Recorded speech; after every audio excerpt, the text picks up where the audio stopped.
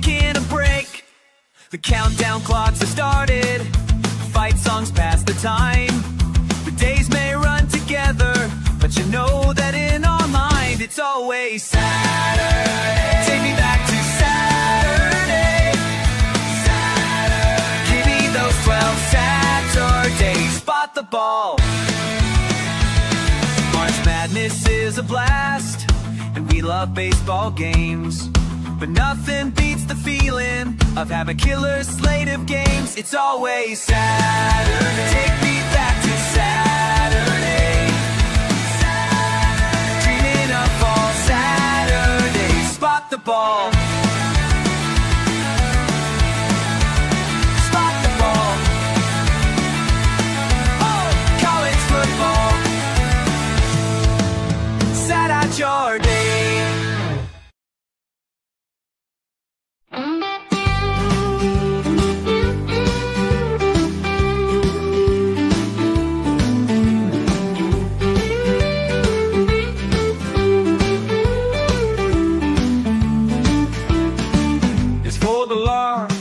The small, lay a big hit and pass a kick the ball. This game is for us all.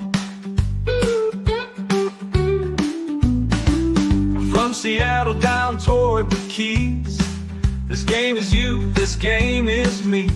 Cast dogs and steer, be the tree. This game is America, so sing it loud with me. College football forever. College football forever. Downtown LA, Starkville City. 1 week you're up next, take a dip. Run the rock or let it rip. This game is America. All say, can you sing it with me? We just stepped on her face with a hot-tail moving across her nose.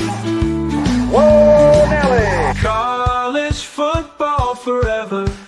College football forever.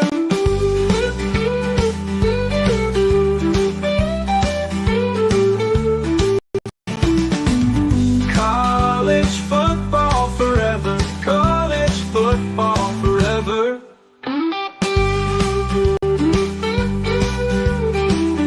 College football is a year-round discussion with these two. Here's JC and Morgan. Mike Morgan of ESPN and JC Sherbert of 24/7 Sports have you covered, beginning right now.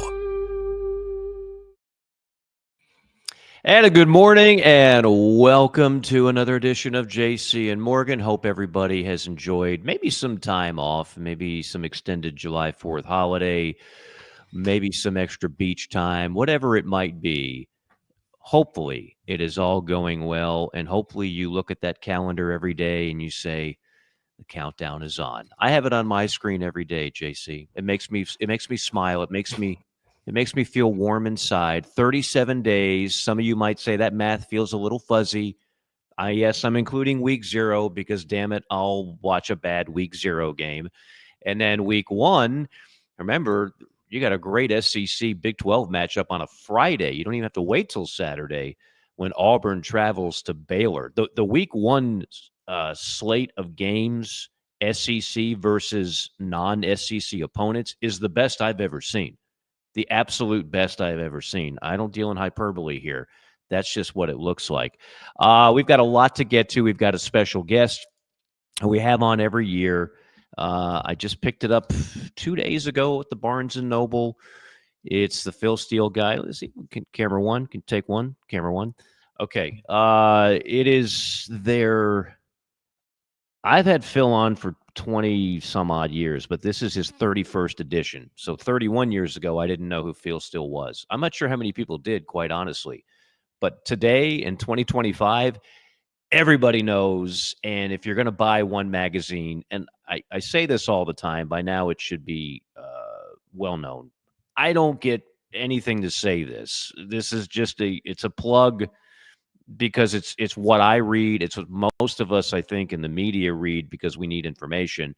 And I think fans more than ever want information. And so Yeah, it's 20 something bucks. I mean, it's not cheap. I'm not gonna lie to you. You can go get the Lindy's and Athlons for cheaper, but if you want information, and that's what I don't need pictures of tailgate recipes and random cheerleaders. I'm not against these things. In a lot of ways, I'm pro all of that, but I just don't need it in my magazine to get ready for college football season. That is out, and he will join us, our annual check-in with Phil, who's out there in the Midwest, and he's pretty high on some Midwest teams. I'm sure our SEC contingent might have a bone or two to pick with Phil's predictions. But Phil will join us at the top of the 10 o'clock hour once again. As always, we are powered by Advocare, advocare.com. I am juiced up, as I always am every morning. No coffee necessary, no sugar orange juice, just Spark. That is my coffee. I've been drinking some level of Spark. You mix it in with water for 13 years, which is just a few years longer than we've had this show, JC. And then when you get a workout in, again, Gatorade, overpriced, and a ton of sugar. Rehydrate is your buddy.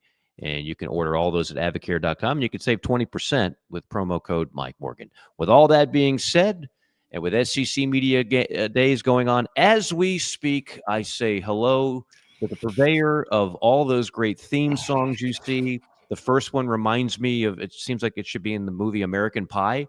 Yeah. It's got an American Pie vibe. Dimer. Oh, yeah. Purveyor of that and the JC5 JC Sherbert. Yeah, man. I actually watched a movie. Rarely do I sit these days and watch a full movie unless I just I like to rewatch things like our Fiver and Dimer. And you sent me one the other day, and I've got that on my list because I want to pay attention. But I was kind of having one of those nights where it was a weekend night, so I could sleep in the next day, and I was just like, let me just get me something that'll get me through the first 30 minutes so I can fall asleep.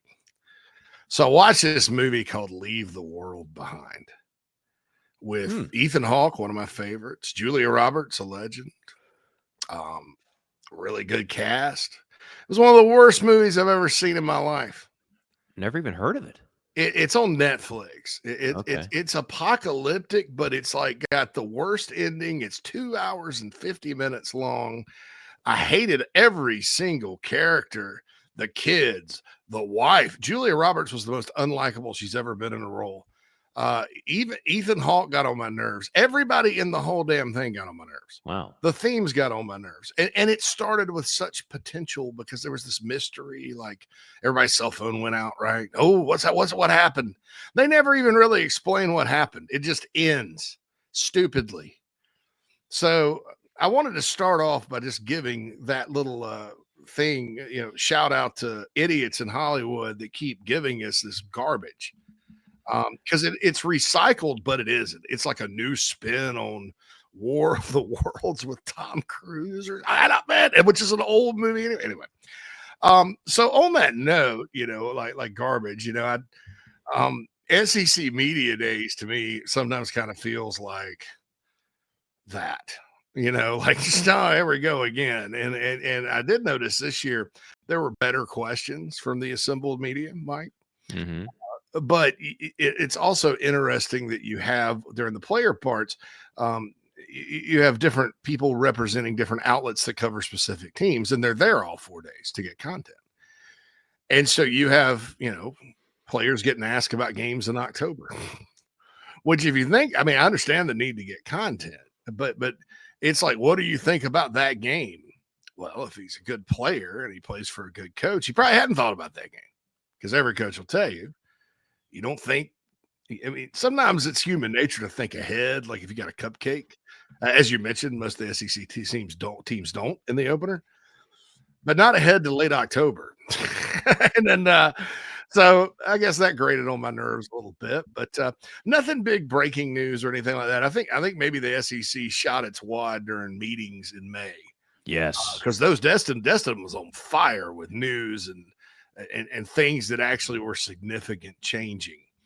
But still really good to hear from all the coaches. And I thought Big 12 Media Days had a lot of fireworks last week about roster construction, if you will. Mm-hmm.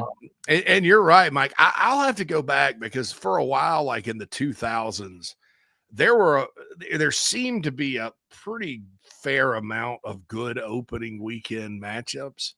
I don't know if it compares to this or not. I'd have to go back and check it out. Some of them are duds. I mean, like, you remember that year Miami was supposed to beat Alabama, or Southern Cal was supposed to beat Alabama, and they just didn't, and it was blowout. So I don't know, but we've been getting less and less. And then this season is just a blockbuster. You mentioned Friday with Auburn and Baylor. I mean, that's going to be big. Really big. Thursday night, East Carolina, NC State. That's a rivalry game. They played in a bowl last year, and they got in a fight. Mm-hmm. And they open up with each other this year in Raleigh. I'm pretty sure our friend Tom Lukenbill could be on the call for ACC Network that Thursday. Nebraska, with a brilliant change in offensive coordinator, Dylan Raiola going to his second year. They got Dane Key at receiver, among others. They're expected to. They're going to be better. They are at Cincinnati. Scott Satterfield. I mean, they're not at Cincinnati. I apologize. They're playing Cincinnati at Arrowhead Stadium in Kansas City, neutral field. Scott Satterfield's on the hot seat a little bit. There were times at Louisville, and really his entire time at App State, they were kind of giant killers. So Scottie Pippen's alma mater, Central Arkansas, plays at Missouri that Thursday night. That's going to – how many points do you think Missouri is going? 47 and a half. I'm laying. Well, let me give you the complete SEC non-con slate. Well, the ones that are good, not the one you just mentioned. Not Central Arkansas, Missouri? Not that one, no. Missouri – typically doesn't go out of its way to schedule Goliaths in the non-con. No. They take those 4 non-con games. And they're like, let's chalk up some dubs. But a lot of other SEC teams decided to challenge themselves right off the bat. Okay, it's the premier game is going to be Texas at Ohio State. That just, do I need to say more? Come on, that's just ridiculously good. LSU at Clemson, also ridiculously good. You mentioned Auburn at Baylor. South Carolina, Virginia Tech in Atlanta, Tennessee, Syracuse in Atlanta, kind of a doubleheader in the Benz. We're not used to seeing that. We're just used to seeing cupcake after cupcake after cupcake, and it's like, oh, can we get to week 2 now? Week 1 would almost be like a preseason game. Not this year. The SEC decided to challenge itself quite well, and it gives us all something to get very excited about right off the bat. Yeah, I can't wait. Yeah, I mean, Georgia's play. Oh, Alabama at Florida State's another one. I didn't mention. I'm sorry, Alabama at Florida State. Yeah, and even the people say, well, Florida State sucked last year. They were too. Yeah. They did, but that is not a cupcake game at all. Going to Tallahassee and playing a Florida State team that whether you like Castellanos or not, he's certainly an upgrade to what they had last year. Last year got off the ground bad and just stayed bad.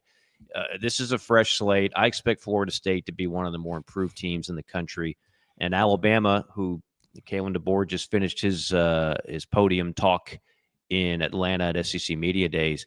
Yeah, they went 9-4, and that's cause for a celebration at a lot of places. It's not in Tuscaloosa. Mm-mm. Did you or did you not make the playoff? No? Okay, unacceptable. You will not miss it in year 2, or we will have words. And that's it all starts with don't lose in Tallahassee. Yeah, I'm with you there, Mike. And on Castellano specifically, he's kind of an attention getter for a lot of reasons. Mm-hmm. I'm not a fan of most of what he's done off the field. Not a fan of quitting on your team because you're hurt and can't play. Not a fan of talking about lighting up a whole conference when you're at Boston College. Not a fan of suing. What's he do? Challenging the part of the House settlement. Like, I'm like, Thomas Castellanos must love Thomas Castellanos. That said, from a football standpoint, here's what's intriguing about him. At Boston College, under Bill O'Brien, who I believe got Thomas a lot better. I think he's a hell of a quarterback. One of the best ever. But what he likes to do offensively, scheme-wise, I'm not going to say it doesn't fit what Castellanos does, but what Malzahn does on offense fits a whole lot better. Think about the great quarterbacks Gus Malzahn's had through the years. They all play a lot like Thomas Castellanos. Cam Newton's the exception, obviously, but think about like Nick Marshall and how good he was in that system. Mm-hmm. So I look at it like, well, it's a scheme fit. You better be ready. Florida State Stadium is remodeled and pretty and done, and it's down there. So I can't just. I think Alabama talent wise is much better than Florida State. Sure. But I don't think Florida State's issues last year. I don't think they were a 2-10 football team talent wise. Regardless, they've had a lot of transition. It's still an attractive school, and all that. Speaking of being careful, though, I'm gonna give you two right here that toward the bottom of the league, projected bottom of the league, where there better be some careful. Let's just say careful. Mississippi State at Southern Miss, which kicks off the same time as Syracuse, Tennessee, which I don't. That game's intriguing to me. I'll actually land in Atlanta about 2 hours before that kicks off. So maybe I'll see you at a local watering hole and we'll watch it. But sure. It's same time as Texas, Ohio State. But we got Mississippi State at Southern Miss. Southern Miss hadn't been very good lately. They got a new coach. He came from Marshall. He's a winner. Won at Marshall, left Marshall because they wouldn't pay him. Won the Sun Belt, didn't he? Last year, yeah, Marshall won the Sun Belt and then punked out of the bowl game. He had a lot of transfer portal guys follow him to Hattiesburg. They hate Mississippi State and Ole Miss with a passion down there, what they call the Rock in Hattiesburg. You don't want, if you're Jeff Lebby with 63 new players, to be the start of the Southern Miss resurgence. Because remember, for a long time before money entered the equation and all that, Southern Miss was a pretty good, mid-major, I guess you call it, group of 5 football team. And, they're not now. I mean, Todd Monken coached there. Larry Fedora coached there. Brett Favre played there. I mean, they've had good players through the years. So we'll see what happens with that. And then up in Lexington, speaking of Mississippi State, I know I give Kentucky a hard time about their schedule because it's always 1 FCS, 2 MACs, and Louisville. It's like a combo at McDonald's. I'll have the 2 MACs and the Louisville, but this is not your mama's ordinary MAC team. The mighty Toledo Rockets, led by Jason Candle, come to town, and they went to Starkville last year and won 41-17. Kentucky sometimes will play in early season games under Stoops, even if they're very good, Mike, closer than it should be. Yeah, I've had a couple I'd watch of out those. for those two. I'd watch out for those two. Yeah. Did you mention A&M, UT, San Antonio? No. I mean, I'm just saying that. To me, that would be kind of more funny. Like, I'm just saying you could schedule easier games. Oh, I know. Yeah, UTSA has they've been a good coach too. Really good coach. Like that's not the game you schedule if you just want to breathe easy for 4 quarters. I'm not saying A&M's going to lose it. I'm not putting them on upset alert. I'm just saying, if I want to schedule an automatic win, I don't put that game in week 1. So there's a lot of teams that are actually going to challenge themselves in week 1. Can I say one thing? Yes, you sure can. It's not been a good. Aggies, life as an Aggie has not been good, starting with the end of last baseball season when their coach hightailed it to Texas. And then football started well, ended like A&M normally does. Basketball lost their coach. Basketball lost Buzz Williams and really wasn't as good maybe as the year before. Still good. Baseball was a disaster. Softball was the best team in the country and got bounced by Liberty. Yeah. But saving grace, if you're an Aggie, guess what happened to the Schlossnagle on the Longhorns baseball team? They got put out in their regional. Who put them out, Mike? Oh, gosh. UT San Antonio. That's right. Yes. The Roadrunners. Okay, so if you're an Aggie, because they have to feel like the Almighty is not smiling on Aggie land right now, and UT, and so you got that. That's your man. Okay, I feel better now because the Sips, they call them the Sips, they got put out in baseball. Screw Schlossnagle. Let's go Aggies. Football season's here. If you lose that game to Jeff Traylor and UT San Antonio in Kyle Field to open the season, all that good feeling about the baseball game and whatever happened to baseball is out the door because the Roadrunners took you down in football. Yeah, no, that would be really bad. I can't That'd imagine. be an ugly day. I think the football gods are more benevolent than that. I actually think A&M is going to be improved. There are two teams that I think in the SEC, the number one improvement I'm looking at is Oklahoma. I think Auburn is going to be. Auburn has, for my money, maybe the best 1-2 wide receiver punch, one of the best offensive lines, and I still believe in Jackson Arnold, who didn't have a prayer with what he was left in Oklahoma last year.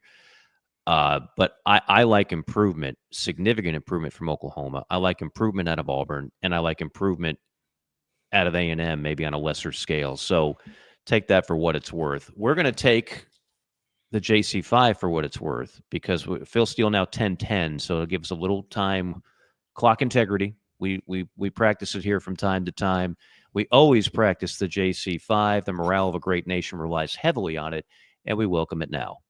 It's time for the top topics in the sport. We bring the JC5. Number 1. All right. So speaking of Texas and Texas A&M, this is kind of a media thing, but you know how they play the fight song when the coach walks up to the podium at SEC Media Day. So yesterday, Sarkisian walking up the podium, and you hear dun dun dun dun dun dun dun dun dun dun dun dun dun dun, which for those that don't know fight songs, you may think that's the Texas fight song, but it's not. It's the Texas A&M fight song. Big deal, not a big deal. Your thoughts? No, it's a big deal. It's a big deal. Like you had one job. I don't know if you caught it this morning when Greg Sankey addressed he gets everything started. He's like the roast master. He comes up there and sets up the dais and the day ahead for media days. He mentioned the All-Star game, which of course took place in Atlanta last night. And then the second thing out of his mouth was football very often can be determined by turnovers. We had a bit of a turnover yesterday when Texas was announced and the A&M theme song played. That was an obvious mistake, and we apologize. That's when Greg Sankey feels compelled to make an apology. That tells you, yes, it's a big deal. Now, will this be remembered 3 months from now in the middle of the season? No, it's not going to matter hill of beans. But for that time, that caused major freak out. Yeah, we're going to see this again. Let's say A&M wins in Austin this year. You're going to see this become memes.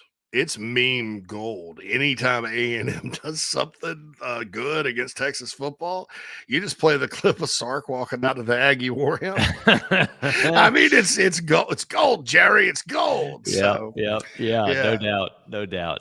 All right, number 2. Number 2. All right, Mike. So we got Phil Steele on today. I'm gonna take you back because I know you go a long way back with this game. Before there was a Phil Steele. I have trouble pronouncing his name. I always want to say Phil Steele. I don't know why. Hashtag Phil Steele. I think it's like something like your trainer Phil at the Steele. gym. Phil Steele, bro. Phil Steele. Gaines, bro. I have no problem saying Phil Mullinax or Phil Horn, but anyway, like any Phils, but Phil Steele kind of makes me feel weird. Either that or like an adult movie star. Phil Steele. That is a great Phil Steele. I think I'm gonna change my name to that in my second or fourth job. Anyway, Steele and Dirk Phil Diggler Steele, and yeah. Boogie Nights 2. I played the Cable Man in that movie. Anyway, what was your favorite magazine pre-Steele? As Athlons, Lindy's, was it Street and Smith's, Sporting News? Great question. Go down memory lane and tell me. Okay, so it was never Lindy's or Athlon. I mean, I used to read them all. I used to before the internet, and you would go into radio station XYZ, and you'd have all your prep there, your newspapers and magazines, and I'd usually have about 3 of them. But my favorites were, you just mentioned them. Street and Smith's was right up there. Sporting News was right up there. And for a while there, people will forget this one. And I worked with his son on a couple of ESPN broadcasts early on. Bob Greasy had a college football guide. Dick Vitale had a college basketball guide. I remember Vitale. Which I always wanted that. I got that all the time. Yeah, and Bob Greasy had a college football. I remember Bob was like the number 1 analyst for years on ABC. So that was my favorite. even more so than the others. But then that one got phased out for whatever reason, and I went back to my old faithful, which was Sporting News and Street and Smiths. And yeah, I picked a Lindy's or an Athlon, but it's just there's a lot of fluff in there. There's some good writers in there. Like I know I recognize some of the names that write the pieces. I just don't put them in the same level. For me, it's all about information, JC. I don't care what anybody's prediction is. I got to be honest. Like we do it for fun here. And it's fun. If you're wrong, people love to kind of point that out. And I've always said it's more entertaining when we have misses than we have hits. But honestly, I don't. And Phil does a bunch of predictions. I don't really care what the predictions are. I'm all here for the information. I don't care what the predictions are. We'll talk about them, but I need as much info as you can give me. What was that? Short circuit input. Give me input. Johnny Five is alive. That's what I'm looking for. And that's why I always love the Steele guide. But back in the day, those national ones, they just had a little more info and input for me than the Lindy's and the Athlon did. Me, it's close, but I think Sporting News edges out Street and Smiths before Phil. Phil also, keep in mind too, having done the recruiting back in the 2000s for Athlon and Lindy's, because that was big for us, Rivals.com, the startup, to be in those magazines because they were very popular then. Those go to print like way before Phil is even done gathering information and talking to coaches. So that's how fortunate everybody is these days. To get that, but Sporting News probably to me just a little bit ahead of Street and Smiths, but I enjoyed all of them, man. My dad used to take me to the store like, let's get a football magazine. He called them a football magazine, and I'd keep them. I had a stack of them. It led to the madness that I live these days. Yes. All right, Number three.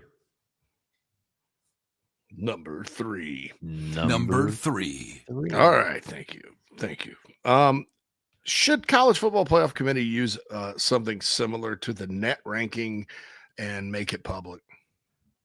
I'm sorry, say that one more time. Like the net ranking for college basketball, should we have a net for college football that guides the selection committee? 1,000%. And this is a hot button for me. I think we clearly do not have a good metric in college football. We have one in college basketball. Is it perfect? No. Is it the ultimate authority on what the committee picks? No. Do they use it, and is it a helpful guide? Abso-freaking-lutely. And we don't have that right now in college football. And I know who was it? Luganville mentioned, or no, Josh Pate mentioned the one that he looks at, which is an ESPN index. I can't remember which one it is. They all start running together, to be honest with you, me. I'm not in favor of anything. I think it's the Bill Connolly's thing. Not me. Okay. No. Yeah, I haven't seen anyone. Too many like statistical metrics there. Right, like but, you have efficiency. It's basically somebody's opinion in math form. But I don't really know how you do it. But I think the quad system or whatever, maybe it's not a quad system, maybe it's a different type of a sorting. They call it a sorting tool in basketball. That because that's going to help you determine strength of schedule, which should be weighed more. The quad system to me is as good as it gets. I mean, we've had computer formulas since like the Sagarin poll in the 90s. And then the BCS used the Sagarin, the New York Times. My mailman had a computer poll. If you follow, again, I do a lot of college basketball as well, so I follow the net religiously. But it's really not that complex. The primary thing is how do you determine strength of schedule, which clearly it has eluded every person on that committee. Their brain, it doesn't compute strength of schedule. They just know 3 is worse than 2 and 2 is worse than 1. We've been over this, right? Caveman math. What the quad system does is it accounts for how good the team you played is. If you beat them on the road, you get more credit. If you beat them on a neutral site, you get a little less credit. If you beat them at home, you get the least amount of credit. So it takes into account all of those things, and that's necessary. It just makes so much sense that why we don't have something like that. There are people way smarter than us that could devise this thing and write code for it in an hour, and it's there. So I hope that we get to that point. I don't need offensive efficiency numbers. I don't need certain metrics that really, to me, don't pass the smell test. We know college football is very unique because everybody truly has a different strength of schedule. One of my favorite things in the Phil Steele guide, and he has it again this year, is the strength of conference schedule within your own conference. So in other words, you can't compare Missouri's schedule to Florida's. They both play 8 conference games, but it's hardly the same thing. And we saw that last year.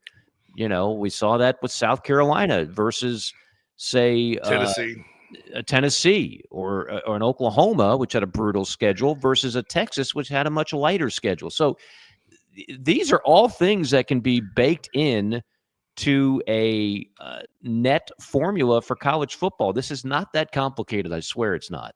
And the people that are panic stricken about the regular season losing its luster or whatever in college basketball, which is a tournament sport, right?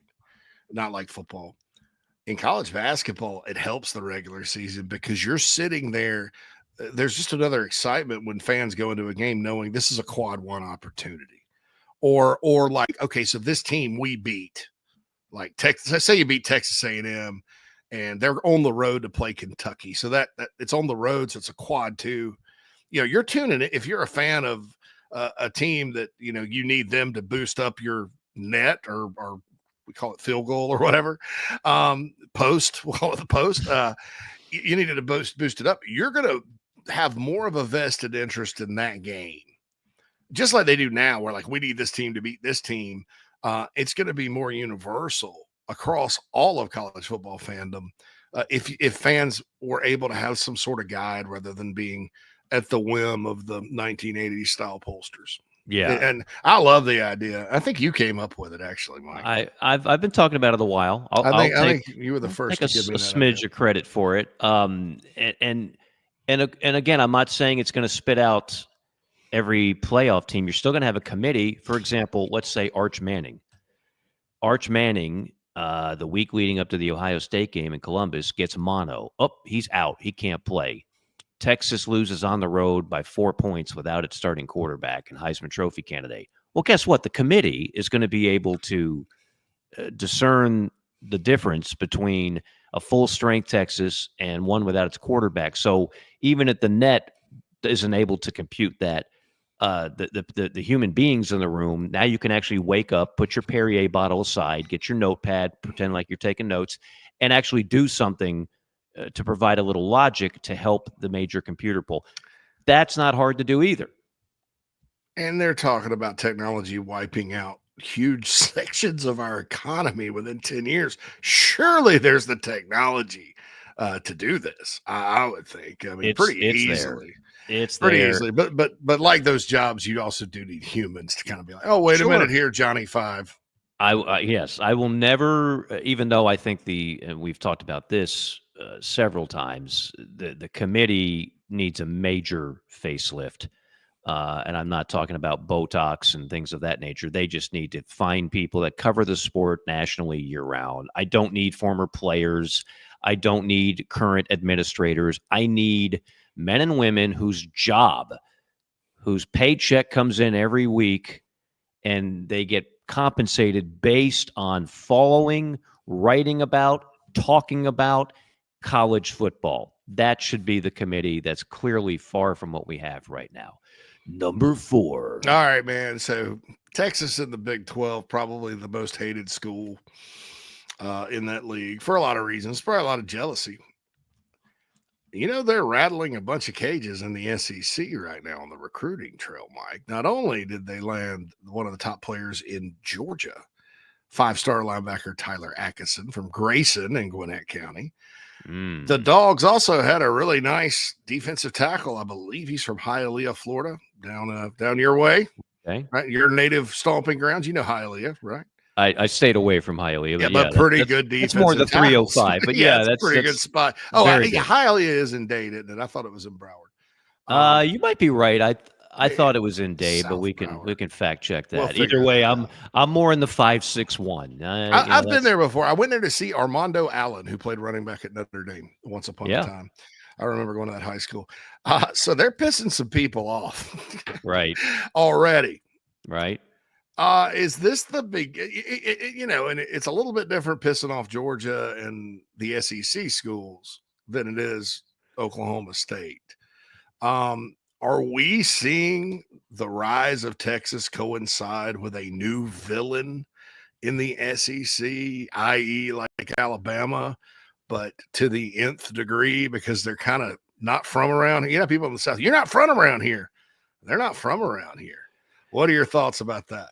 Yeah, my thoughts are get used to it because Texas has always been a sleeping giant. And then two things happened. The timing in life is so important in everything. Had they joined the SEC 5-10 years ago, what everybody was hoping would happen last year would have happened. They would have been completely humbled. They would have been embarrassed. And the narrative would have been, yeah, they're really good and whatnot, but they're not SEC good. What happened leading up to the entrance into the league was they finally got the right coach. And that right coach used all those immense resources and got the right players. And then you combined all that and boom, playoff team the last 2 years. So this was brewing at some point. For the life of me, I could not figure out why Texas couldn't get it right. And they tried Charlie Strong, who was the flavor of the month. And they tried Tom Herman, who was the flavor of the month. And fail. Mac Brown at the end, fail to the point where they push him out the door. Now all of a sudden it's Sark. And we all know Sark has some demons in the past. And he had to go to Tuscaloosa like every other coach, Lane Kiffin, et cetera, whether you had personal issues or whether you just failed as a head coach somewhere else, you go there and it's the elixir of life. You get another chance to prove your overall strength as a head coach, and he's done it, and now Texas is humming. And I'm here to tell you, I don't think it's going anywhere anytime soon. So you combine that with a massive amount of financial resources in recruiting, which is a whole other show. I promised we would not talk money, NIL, portal. We're not doing it today. We're just not doing it. But let's just say Texas got a lot of it and prepared to spend it. And now they can back it up with, because it used to be JC, you're in the middle, you're in the trenches of this recruiting stuff. It used to be Texas would offer a bunch of stuff and opposing schools could say, yeah, but they don't win. I get it. Like Austin's a cool town and they got great facilities. And, once we got into the NIL world, they could pay a lot but you could always say, yeah, but they don't win. Come here and you win. Now Texas is winning.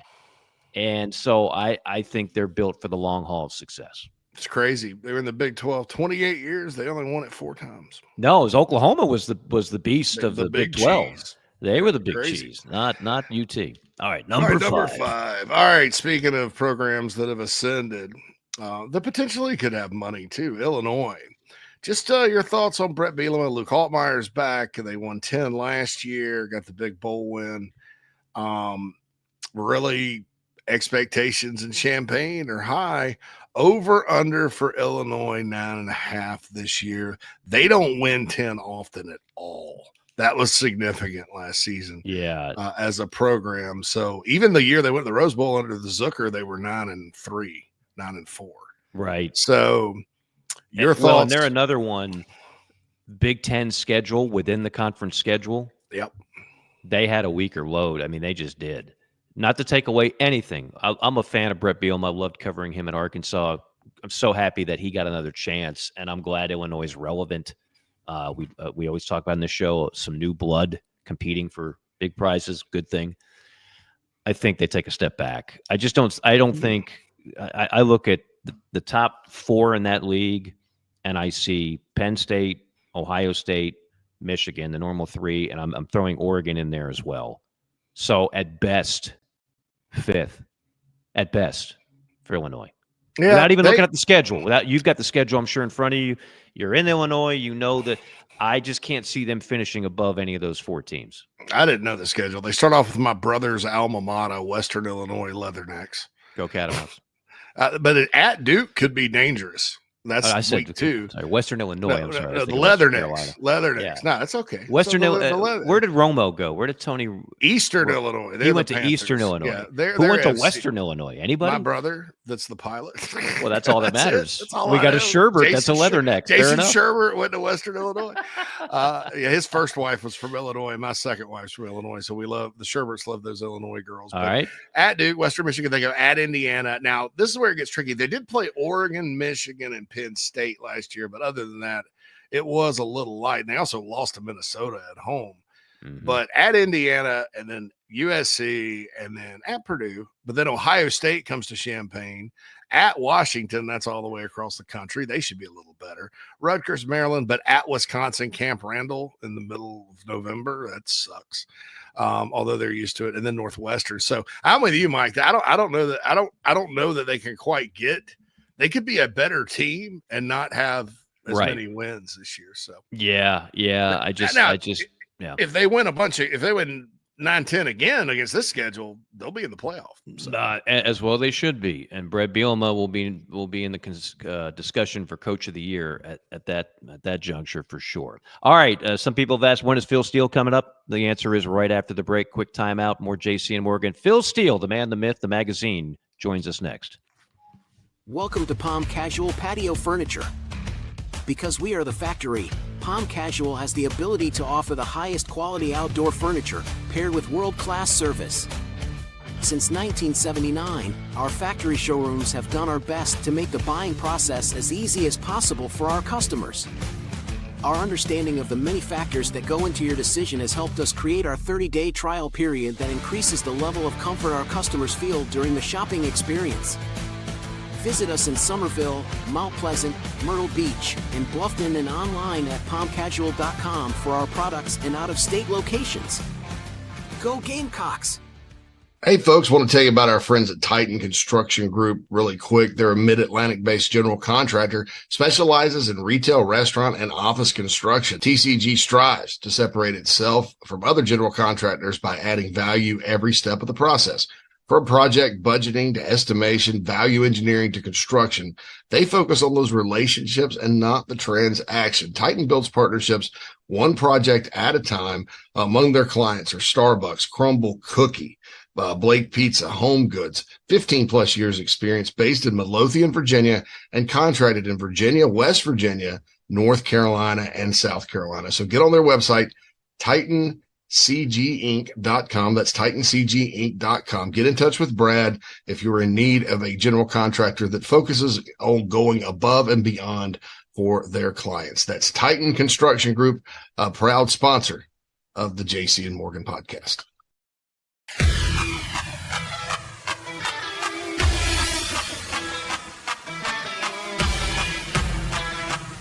We're passionate about making sure that the Nest and Wild mattress is the best it can be. Made well and made right. Right here in Tupelo, Mississippi. So how can we do all that? Work. Hard work. And that means something. The Nest and Wild mattress is a movement. It's a pride in where you come from and where you're going. So get comfortable, because this movement is just beginning.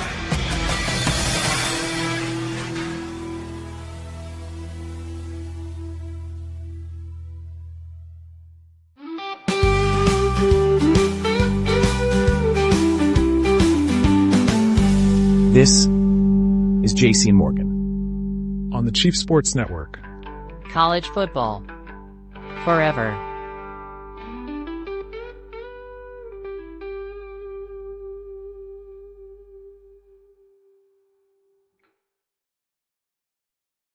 It is JC and Morgan, powered by Advocare, advocare.com for all of your health needs, workout needs, supplement needs. Go to advocare.com, delivered to your door within days. Promo code Mike Morgan, save 20%, not just today, not just on your first order, but on several orders. Everything from the Spark products, Rehydrate. Had some listeners that have used the sleeping gummies. to help them get some shut-eye. That's always important as well. Advocare.com. Visit it today.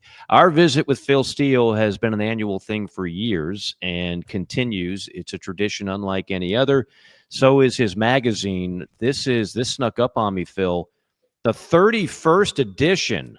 I always tell the story about when I got mine accidentally at a sports radio station because it went to the country station, and the country DJ is like, "Hey, Bo, I don't need this, man. You want it?" I said, "Yeah, it's a football mag. I'll take it." And I looked at it, and I was like, "Holy smokes, this is unreal." And you've been the standard ever since. So welcome aboard, and thank you for stopping by. Yeah, I appreciate that, Mike. And, back then there was, 30 magazines on the newsstands? Yeah, And yeah. now we've dwindled down quite a bit, but we're still selling strong. We actually sell more magazines now than we did back then. Isn't that crazy? And the magazine has only gotten bigger and better and more comprehensive. I got mine at a Barnes & Noble, over 350 pages, as it were.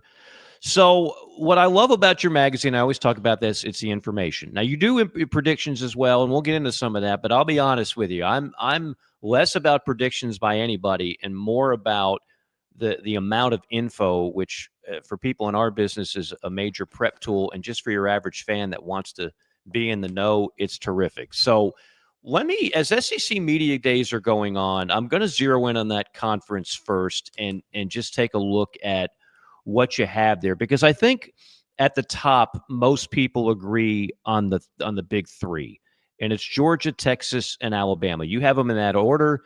Some people have flipped Texas and Georgia, but just about everybody and their grandmother has those three.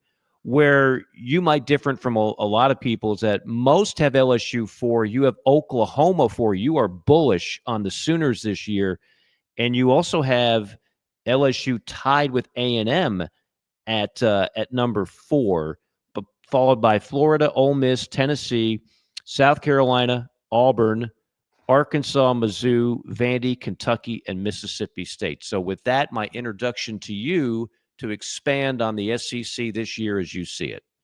Yeah, it's really interesting, Mike, when you look at the SEC this year. I think the most talented team might just be Texas. When you look at Arch Manning, that defense that they have, which is going to be one of the best in the country.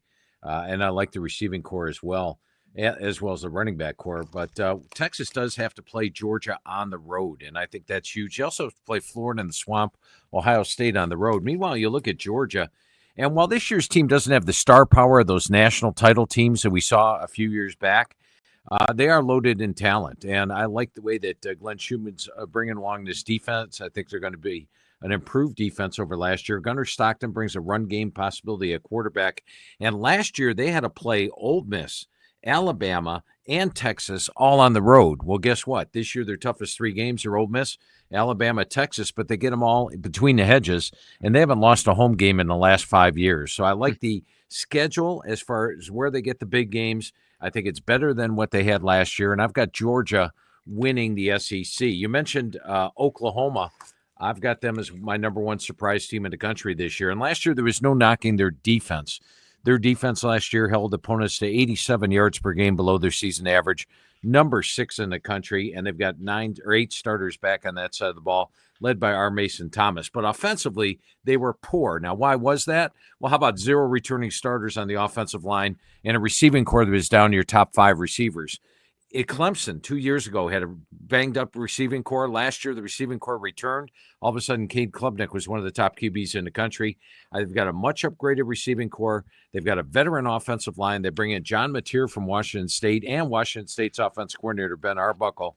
They actually have an offense this year, which is something they lacked last year. I think that offense and defense, combined with the fact that last year they only had 3 SEC home games. This year they only have 3 true SEC road games. I'm looking for a much better year for Oklahoma, and I think they could go from 6-7 to making the playoff this year. A lot of people are really high on Mateer. And I know looking at your all-conference quarterbacks, you've got Nussmeier, Manning, Sellers, and Mateer. That's a very popular 4. Some people have Lagway very high on that, as high as number 1, is kind of the top 5 guys. Your conversations, you talk to a lot of coaches, you watch a lot of film. What was it about John Mateer that you were so high on? Well, watching Mateer last year at Washington State, he didn't have the surrounding talent that he has here. And he's a guy that can really hurt you with his legs. Like when a play breaks down, this guy can hurt you. But he's also a very accurate quarterback and takes care of the football. So he's got a lot of positives to him. Last year he hit 65%, 29 touchdowns, just 7 interceptions.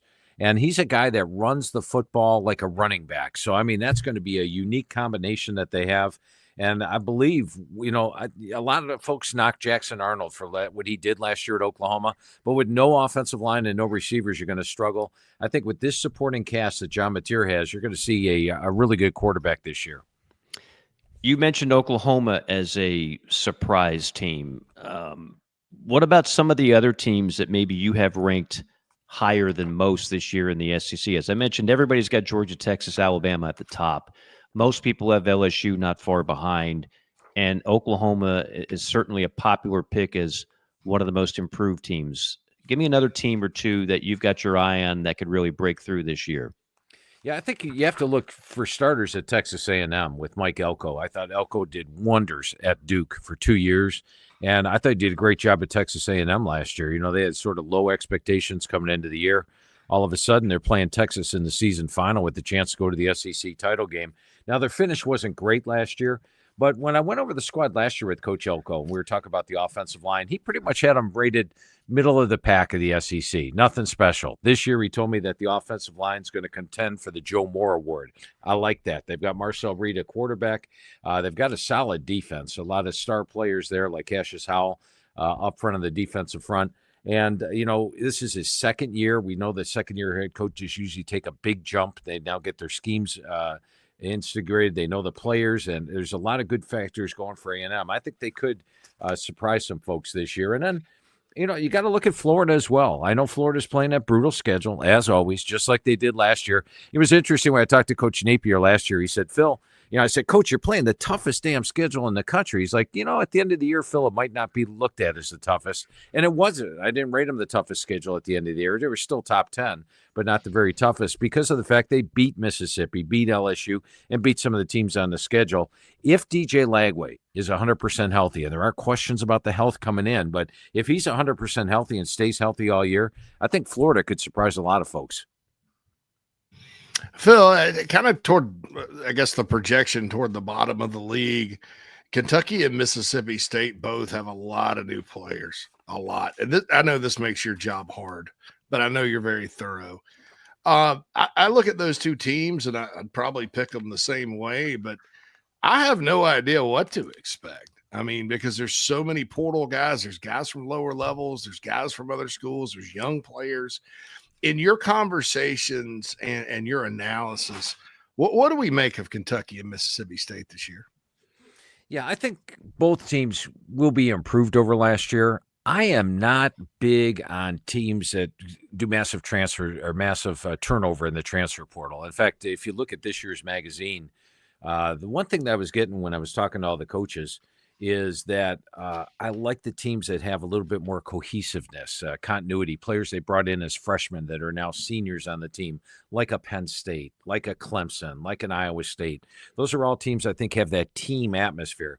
Teams that bring in a ton of transfers, I think it's tough to get that atmosphere. You look at Florida State, for example. It worked 2 years ago, but then last year, once things started going bad for Florida State, maybe that told the fact that they weren't a team, they weren't together, sort of went bad for them that year. So I think, you look at the talent. I like the talent upgrades that both Kentucky and Mississippi State have made in the offseason, but they had some ground to make up. For Mississippi State, they're going to need Blake Shapen to stay healthy all year. They were the worst team in the SEC last year. I think they're better, but they also play a tough schedule. I rate it the second toughest schedule in the country. And if you look at their SEC games, home to Tennessee, at Texas A&M, at Florida, home to Texas, at Arkansas, home to Georgia, at Missouri, home to Mississippi. Which game would you favor him in that mix there, JC? Probably none.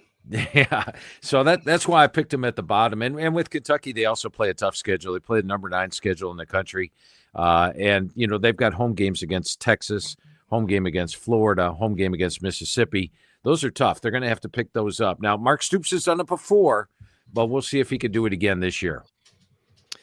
Phil, one of the things that I have, I won't say stolen because I always give you credit, borrowed from you over the last couple of years that I use incessantly on shows such as this is your conference rankings in terms of strength of schedule just in conference play. Because I think the committee does a lot of things that they just don't do very well. And certainly one of those is they have no idea the difference between, for example, a Missouri schedule last year and an Oklahoma schedule last year. In their eyes, well, they both teams played 8 games. They are very caveman math like. They don't see the intricacies of the schedule. We talked about it with Illinois last year compared to some of the teams in the Big Ten. You actually do a chart that ranks the conference schedule amongst the 16 SEC teams. So with that setup, give us the biggest differences between one team or another team's 8 games in the SEC versus the teams at the bottom with the weakest slate. Yeah, and I think you take a look at the 2 teams that came over from the Big 12 last year, Texas and Oklahoma. And I thought they were actually a lot closer talent-wise than their records were last year. Oklahoma played arguably the toughest schedule in the SEC, and they do it again this year.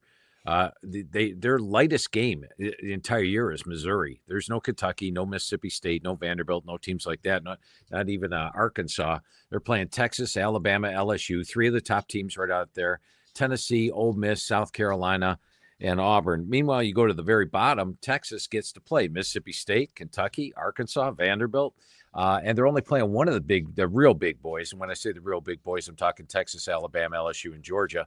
And they play Georgia on the road. And that's the only game they'll be an underdog in SEC play this year. So you take a look at those 2 teams. Oklahoma was given the killer slate in the SEC. Texas was given a real good one, as was Missouri last year, as you mentioned, Mike. And I think that really helped record-wise with all those teams. Yeah, it's a talking point in terms of, I think it's the biggest challenge conference commissioners have today is how do we spit out, whether it's an 8-game in the SEC or a 9-game in the Big Ten, how do we spit out an equitable schedule? And you have to do some guesswork there because you can't project how some teams are going to do. But I think there's certainly room for improvement there.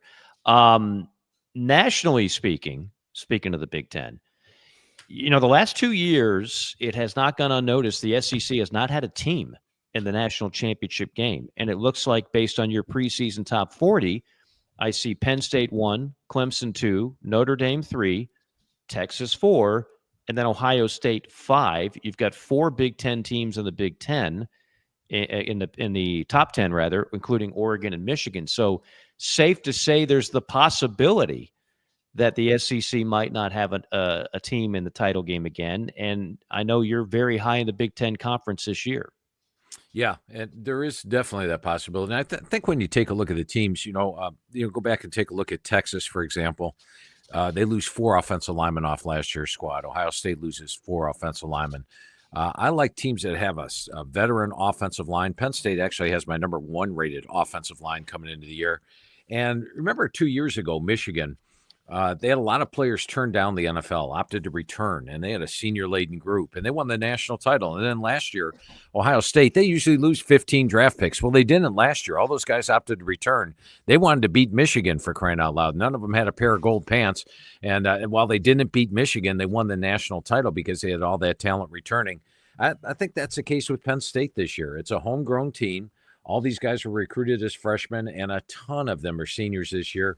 Drew Alar at quarterback. You've got Singleton and Allen at running back. I think it's the best running back core in the country. You not only have those 2, you've got 2 really up-and-coming guys in Corey Smith and Quentin Martin, who are among the top running backs coming out of high school. They're just waiting in the wings. They'll be the next great duo at Penn State. That's a deep unit. My number 1 rated offensive line in the country. Drew Shelton at left tackle. They got Ione at left guard. And then defensively, they're always solid. And they bring in Jim Knowles. Now, Jim Knowles is not going to improve the defense. If he just keep them as good as they were last year under Tom Allen, they'll be solid. And they've got Danny Dennis Sutton back at DE, Zane Duran at defensive tackle. I think they're loaded throughout. So Penn State's that veteran, senior-laden team, solid on the offensive line, veteran quarterback. And that's why I picked them number 1. First time in 31 years in the magazine, Mike, that I've picked them number 1 in the country. Wow.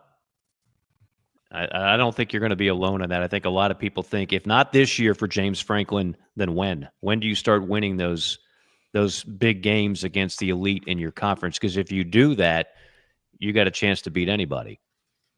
Yeah, and they've been close the last couple of years. Almost. And I think this is the year they break through, Mike. Let's turn our attention to some of the teams. I mentioned the teams you like in the SEC to be most improved. What about nationally? What about outside the Southeastern Conference? Some teams that could have some major breakthrough years. Who's this year's Indiana, for example? Well, if you go to the big, it's going to be tough to get at Indiana. Now, Indiana was poor. They had like 3-4 wins for 3 straight years, and all of a sudden we're making the playoff. I don't know if we're going to have a team do that this year, but there are some teams that you don't normally talk about in the playoffs. My best team is Oklahoma, coming off a 6-7 year. But of course, naturally, everybody knows Oklahoma. I think when you look at Illinois with Brett Bielema, I was not blown away with Illinois last year. Yes, they were 10-3, but at the end of the year, I'm like, were they really? I mean, the South Carolina game, we got to be honest with you, it surprised me that they beat South Carolina. I thought South Carolina was a better team than Illinois coming in. It surprised me they won that game. However, this year, he's got 19 returning starters. He's got practically the entire unit back. His offensive line is loaded with NFL caliber guys, defense loaded with NFL caliber guys. This is a much better Illinois team than they had last year at 10-3. Now, they do have to play Indiana on the road, which isn't easy. They play Ohio State at home, and they play at Wisconsin. But this is a team that could very easily make the playoff this year. And they were close last year, though, at number 16 in the country at the end of the year. I'd keep your eyes on Illinois. And remember, last year, their 7th game of the season, they played the defending national champs, Michigan, at home and beat them. This year in the 7th game, they play the defending national champs, Ohio State, at home. We'll see if they can pull one out there.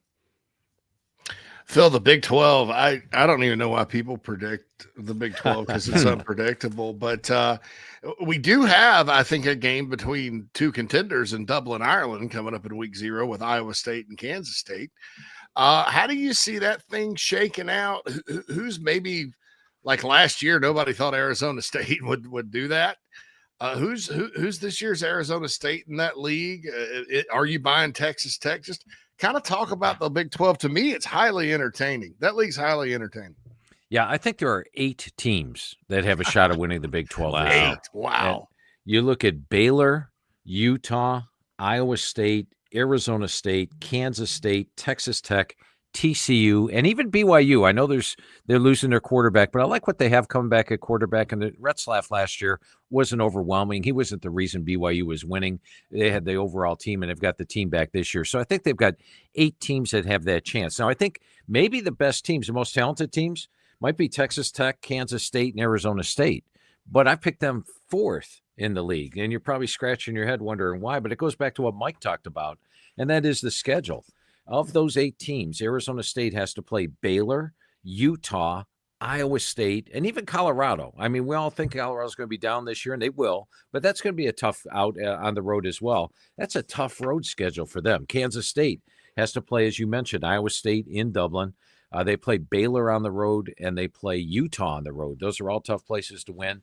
And Texas Tech, Joey McGuire's had a great record at home. He's 15-5. He's only 6-10 on the road. They've got to win at Utah, at Arizona State, at Kansas State. So those are some pretty tough games. Meanwhile, you look at the 3 teams I picked at the top.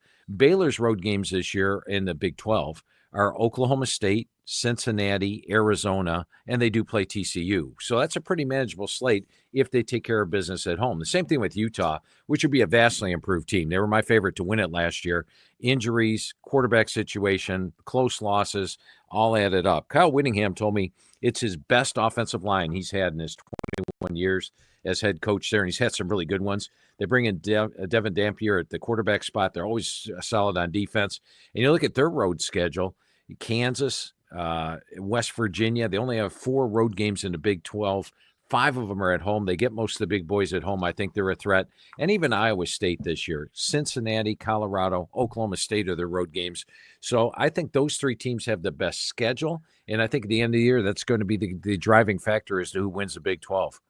Yeah, I'm with you on Utah. That's a mulligan year. That was so uncharacteristic for Coach Whittingham, which has been one of the most consistent programs in college football. I think they get back. They got a juicy matchup early in September against Texas Tech. It's a home game. I believe it's week 3. That will tell us a lot about the kind of the hierarchy of that league. That brings us to the ACC. Everybody and their grandmother and their grandmother's grandmother from the dead are picking Clemson. Clemson, I'm looking at your rankings, and you've got them clearly the most talented team in the conference. What else is there to get excited about? Miami was exciting until they wet the bed against Syracuse. There's no Cam Ward there. Florida State hopes to bounce back from a 2-win season. Can SMU be a great story again? And then what? What are we looking at with the Atlantic Coast Conference in 2025? Yeah, and Mike, I think when you look at Clemson, you look at that offensive line. I rate it number 2 in the country. Cade Klubnik, my number 2 receivers in the country. And last year's defense, that was not Clemson's defense normally. I mean, 374 yards per game. They didn't play like you would expect Clemson to play. Tom Allen steps in. He's got 9 returning starters, a ton of talent. Look at the NFL talent they got on the D-line with Peter Woods and Capehart, at linebacker with Woodaz and Brown. This is a loaded defense. I've got Clemson running the table this year. But I think the top contenders are SMU and Miami. Rhett Lashley has done a great job building this team. He's got Kevin Jennings back. His offensive line looks really good. He's got a couple NFL players in there, and P.J. Williams, Logan Parr, maybe even Addison Nicholas. And defensively, he's brought in some good transfers. They get the big game against Miami at home. Now, they do have to play Clemson on the road, but the fact that they play Miami at home was why I gave them a slight nod over Miami. With Miami, Mario Cristobal's hitting the portal hard. When I was on the phone with him late in the process, we're talking about late May, I was talking to him. He was still looking for players and bringing them in. So they've got talent. Carson Beck should have a really good year. I think he'll have a fine year. The offensive line looks really good. And, last year, their secondary was so banged up, they were dropping their defensive ends in coverage, and Ruben Bain and Messidor. Those guys can be able to attack the ball. Miami's a clear threat. I think if you're looking for a surprise team this year, one nobody's really looking at, Georgia Tech. I mean, Georgia Tech the last couple of years under Brent Key has overachieved.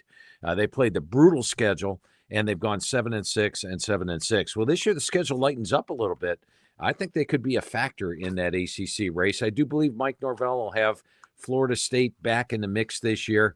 And then one team to keep an eye on, and part of it's due to the schedule, is North Carolina. We got a guy, you might have heard of him before, Bill Belichick, one of the greatest head coaches. I know his girlfriend well. Yeah. And he, you look at their schedule this year, they're playing Duke at home, Stanford at home, Virginia at home. They do play Clemson at home. They'll be a dog. But look at the road games: at Cal, at Syracuse, at Wake Forest, at NC State. It's really a manageable schedule. They avoid most of the big boys in play. I think it's a gift for Coach Belichick in his first year. The non-conference slate's winnable. If they knock off TCU in the opener, this is a team that might be favored in maybe 10 of their games this year. So watch North Carolina sneak up on some folks.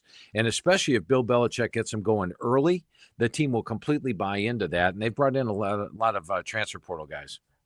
I didn't realize till you just rattle that off how easy that slate is for Chapel Hill. That is a gift.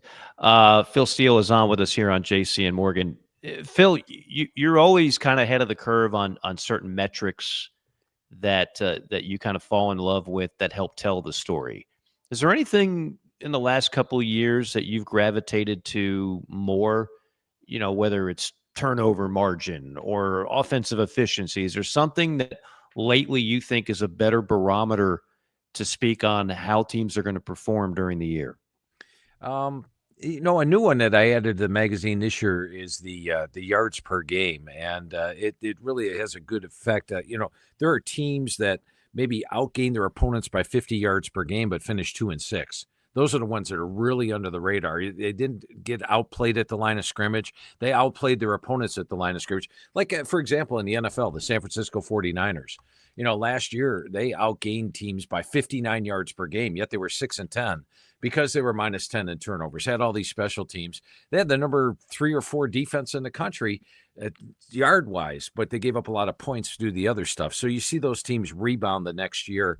And that might be one of my favorite ones. And the other thing that it really struck me this year, Mike, and it's been going over the teams with the coaches the last 2 years, I'm going more with the continuity of the teams, the ones that use the transfer portal, but only to add to their team. The majority of their players were recruited by that team. Even Ohio State last year, they had some marquee transfer portal guys, but the bulk of that team recruited by Ohio State, played at Ohio State. They were a team coming into the year.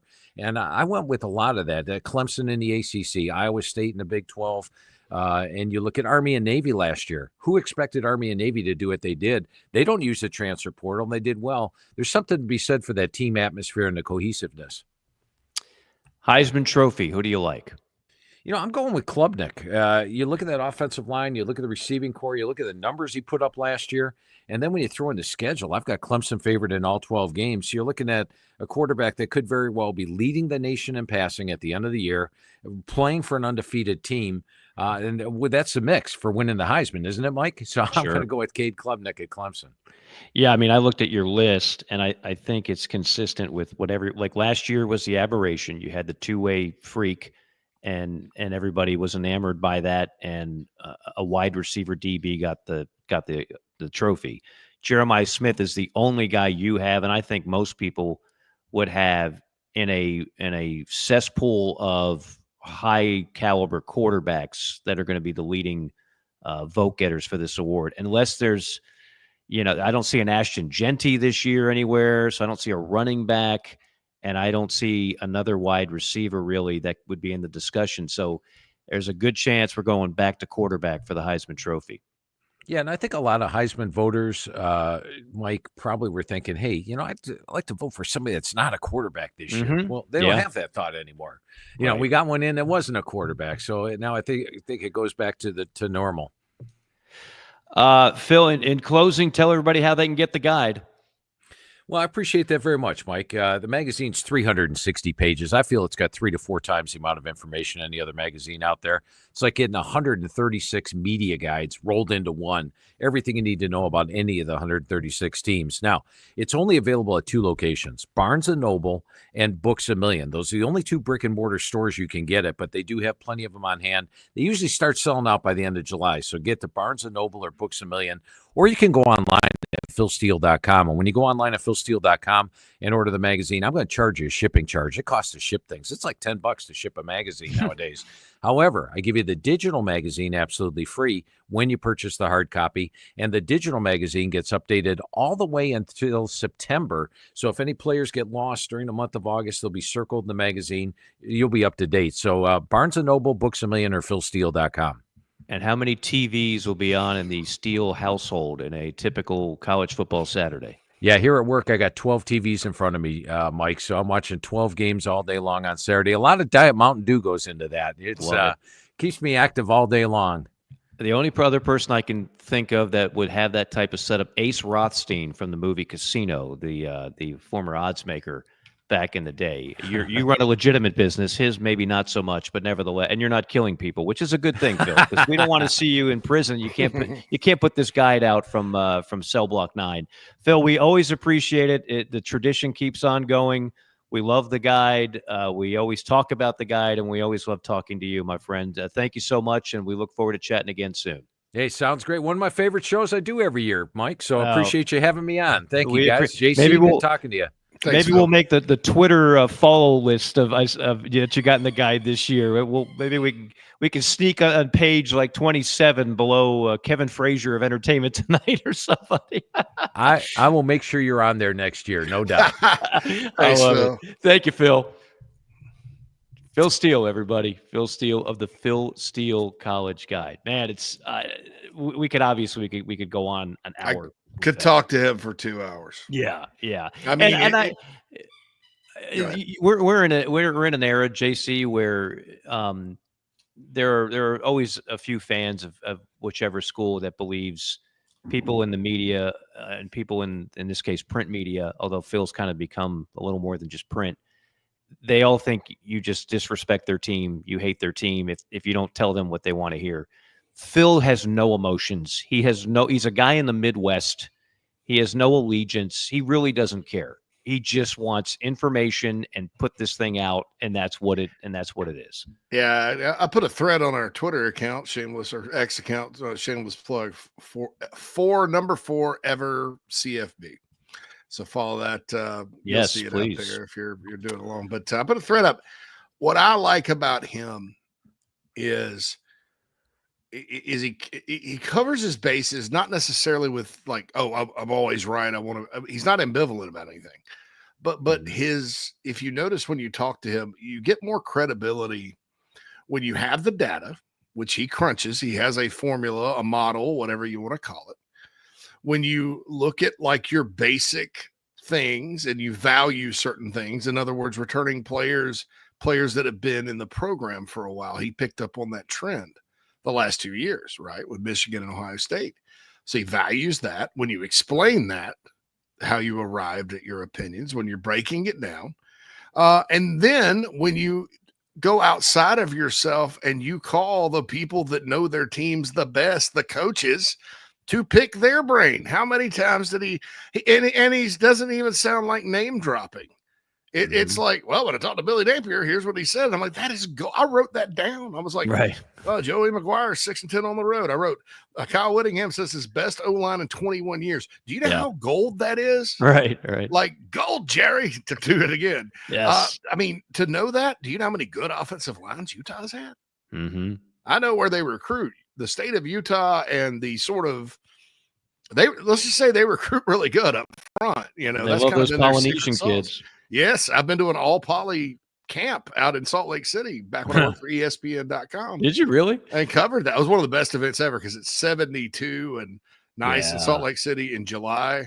And then Park City, I mean, you have to wear a sweater in July, and it's awesome. But loved that camp. Those kids, they're huge, and they're a bunch of, it's like they're a bunch of linemen, like elite linemen. I love linemen, you know, walking around evaluation wise, light feet, running 4.6 like it's nothing. And they have such a passion for the sport. Mm-hmm. So for that was gold. You know, the thing about Miami and their secondary being banged up last year, you know, we just said they were crappy on defense. That maybe gets lost. That kind of those kind of details, man.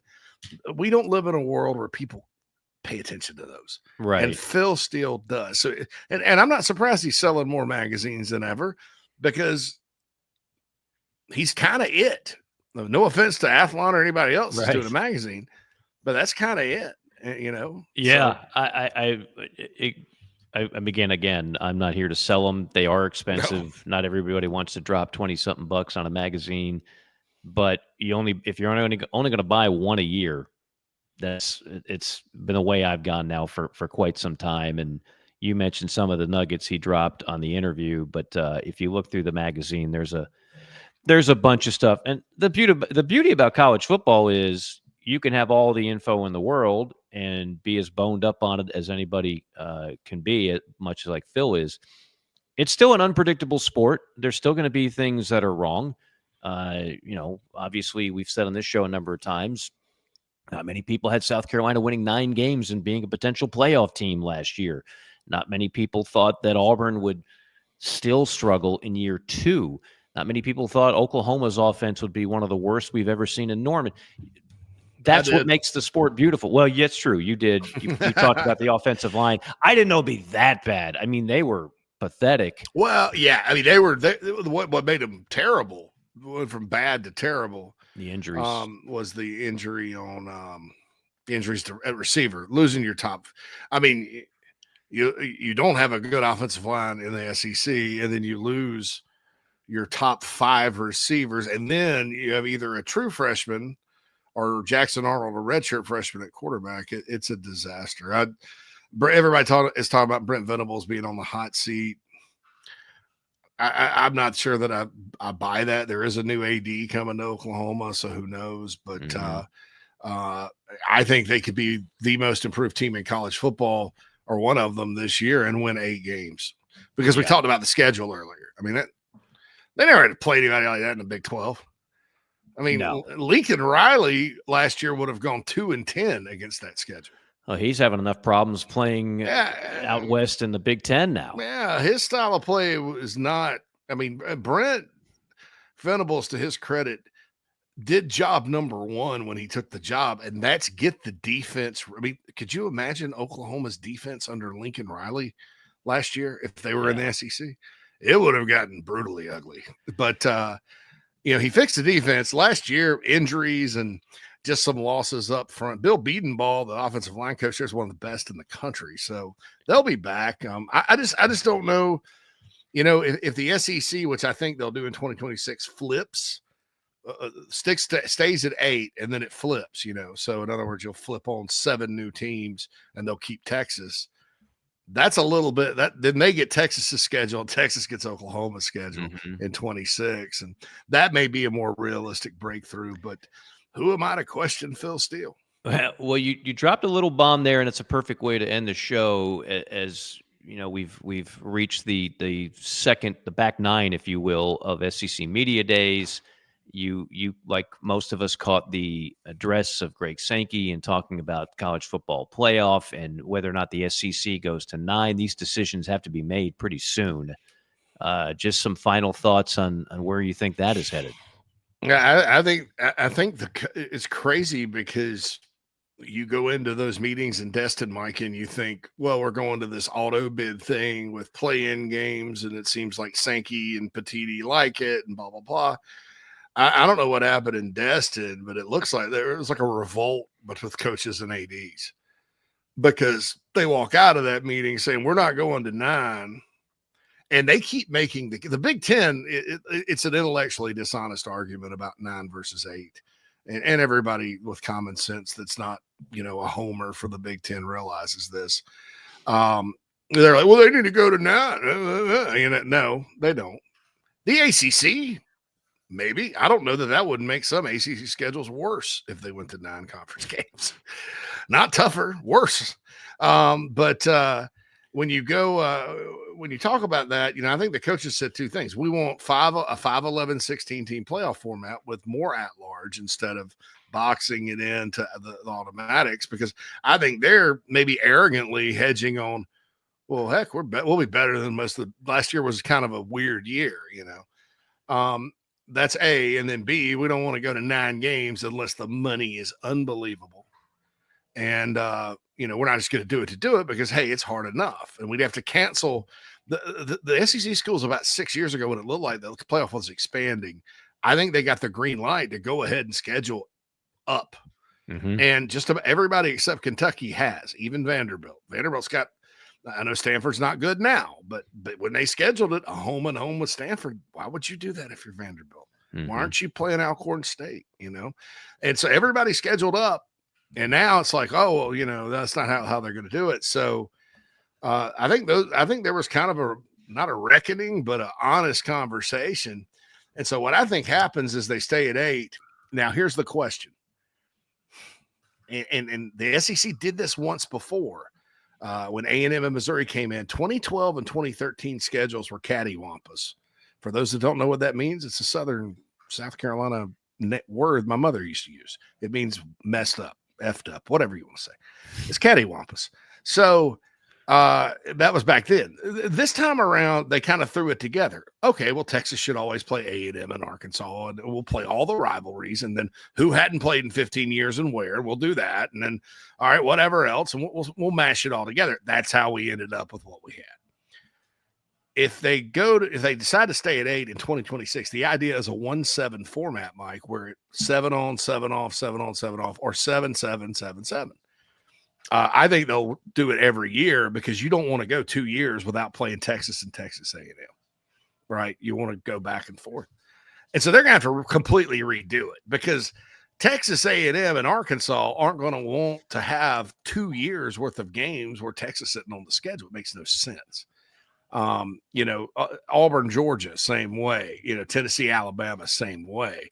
Those games are going away because for TV, this, Florida, Georgia's going nowhere. Texas and Oklahoma's going nowhere. Those are ratings, neutral site ratings, bonanzas. So you keep going down the list. The Egg Bowl's being played. The Iron Bowl's being played. Tennessee, after having to play Alabama every freaking year, that bitter rivalry with Vanderbilt stays. That's their permanent opponent. You keep going on down the list. You got LSU, Texas A&M. They're going to play every year because they fit the red line rivalry they're trying to create with Arkansas, Missouri. That's happening. It leaves South Carolina with Kentucky at the end of the day as permanent. They'll play every year. There's really just no wiggle room, out of it. And so you can't have a schedule where you play Texas is the biggest game on Arkansas' schedule. So is for A&M. You can't have that go away for 2 years. And the reason I say all that, because I didn't say the main point. The SEC is mandating and wants every school to play every other school within a period of 4 years.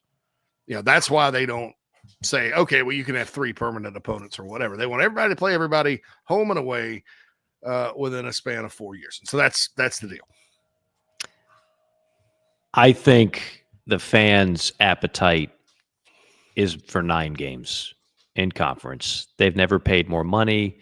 They've never paid more time watching their teams on TV, listening to their teams on radio. They want 9. They don't need to see 2 cupcakes on the schedule. I'm going to go back to one of these days. We'll get the glossary on our website. The path of what, JC, for coaches?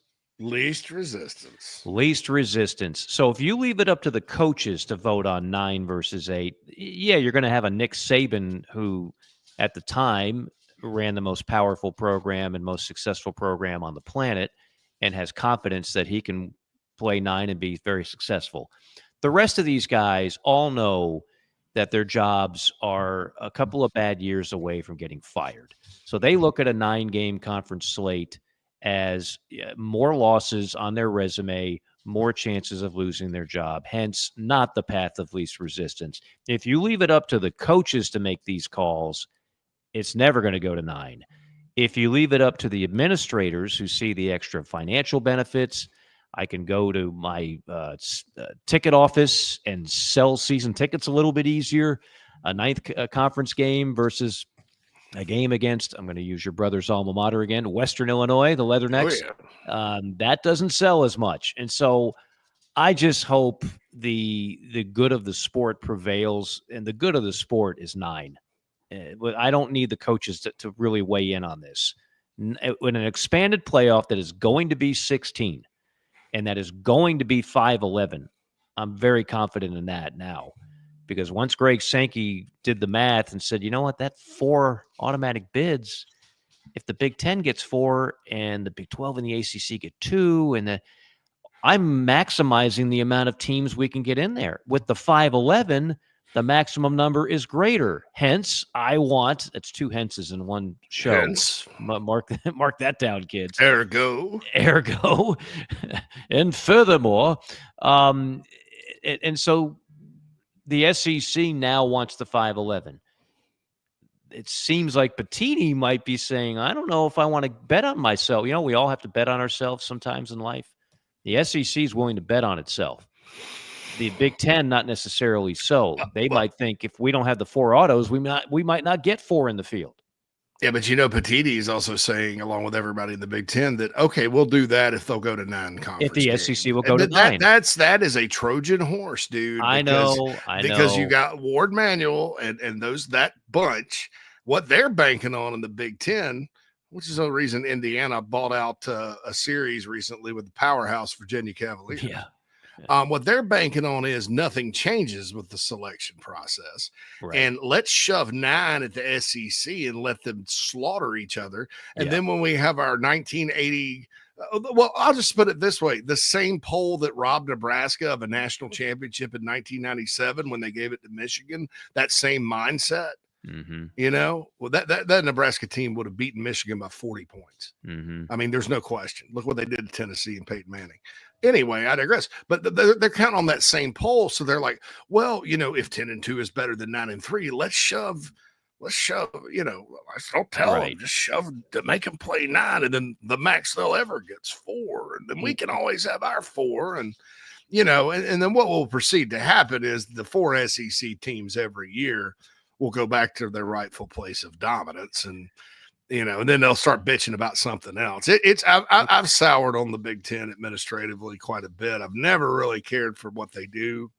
Love the fan bases, love the teams, love even the coaches and players in that league. Don't get me wrong, but man, oh man, I think they outsmart everybody. Like when they tried to cancel football unilaterally during the pandemic. Oh yeah, and they led the Pac-10, who they were about to bring to slaughter by their nose, to do that too. Yeah, I think they think they're smarter than everybody else, and they're really just a bunch of elitist, hypocrite, snob idiots that really have never had the best interest of college sports at heart. And I'm talking about the leadership, the presidents, all that, not fans, not schools. I'm not pulling against Illinois or Ohio State or Penn State or any of you schools in the Big Ten. I'm just saying, everybody wants to vilify the SEC about a lot of things. Most of it's made up bullshit. And a lot of what the Big Ten actually does, right down to the scandals on their campuses at times, is horrific for this entire thing. And I'll leave it at that. Yeah. I'll just say the when Sankey ended Destin, which quite frankly, most of the major news comes out of Destin now, to go back to a point you made at the top of the show. The when he went ahead and handed out the little pamphlet, this is why our strength of schedule is so much greater. That was him trying to make everybody understand, we'll go to 9 games, but you have to realize our 3-loss team at that point, on the average, is going to be better than many of the 2-loss teams in your league. I'm speaking to you, Big Ten. That was that message. And I don't know if everybody got it. And I don't know if everybody, if it'll resonate with everybody. But I hope it does, and I hope we go to 9, and I will leave it at that. Again, we are powered by Avocare, avocare.com. Promo code Mike Morgan. Save yourself 20%. Also presented by Nest and Wild, the most comfortable mattress on the planet, delivered to your door. nestandwildmattress.com. JC, get everybody up to speed on everything that is this fine program, the network, and everything else going on. Sure. Yeah, this program and SEC Sunday Night, our new show under the College Football Forever brand with Chief Sports, is available on the Chief Sports app. You can download that for free, Google Play, the App Store. Our podcast version of this show should be up this afternoon. We're doing a lot better with that one, getting it up a little quicker. Got a new method. And you can get that Spotify, Apple, Podbean, Audible, iHeart. We're on, JC and Morgan is on a ton of podcasting platforms. It's everywhere. So you can check us out there. Also, collegefootballforever.com. Follow us on X at #4EverCFB or at Chief Sports Network, and we'll get you to the right place. Mike Morgan is at Morgan on Air, and JC is at JC Sherbert. So we got you covered. Oh, I forgot about Instagram at @ForeverCFB. Follow us there on Instagram as well. You do an outstanding job on that. Quick plug. It's always like a grab bag of random stuff. There's no order or rhyme or reason. It's just like stuff that people would like to taste. It's like tapas, right? It's just one good tapa after another, and then you take a bite of this, and then poof, it's something completely it's Mike Leach wearing a pirate costume. It's something on the Baylor offensive line. You never know where it's going. The Instagram story is amazing. Yeah, because I try to follow some kind of randomish, and we also got the Chief Sports Net Instagram account that's kind of network wide, and that has a lot more pop culture and stuff. But I'm always, anything interesting about college football that I deem fit will go, and it's a good follow. So hey, and you get to know whenever we come on, guests and highlights, and SEC Sunday Night as well, which is Sunday nights at 8, by the way. So it's better than following some random Instagram celebrity that's going to give you, I don't know, shots in front of a PJ getting ready to go to Ibiza, and you don't need all that. Or you could just follow Britney Spears and be entertained for hours. Well, that is entertaining in its own right. Please, Britney. I'm talking about that on another show here coming up. So I can't waste all my material. No, save a little bit of that for that for sure. All right. Our thanks again to the Mad Dog Phil Molinax. As always, we'll be back with you next week. We're working on kind of an out of left field guest. It's the guy that is the head of the Matador Club, that is the billionaire booster for Texas Tech, who was at Big 12 Media Days doing interviews and maybe can shed some light on what the future. You notice we didn't mention money at all this entire show, but he's a pretty intriguing guy for a number of reasons. So we might do that next week. We shall see. For Mad Dog, for JC, it's Mike. Thank you so much for stopping by once again. We've been doing it since 2016, and it's just getting bigger, better, and stronger throughout time. Football season is here, folks. It is absolutely here. We'll see you next week on JC and Morgan.